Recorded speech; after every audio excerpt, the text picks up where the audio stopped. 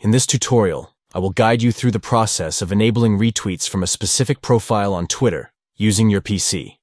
Let's get started. Step 1.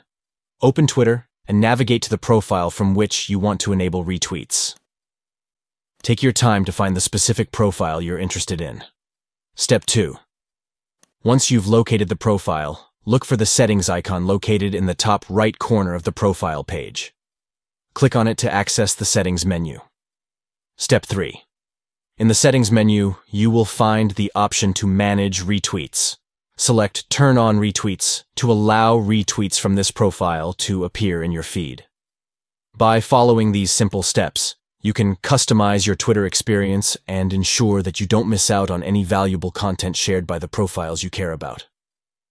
Stay connected and engaged with the latest updates and posts from your favorite Twitter accounts by enabling retweets directly from their profiles. Thank you for watching this tutorial. Enhance your Twitter feed by enabling retweets from specific profiles to curate your timeline effectively.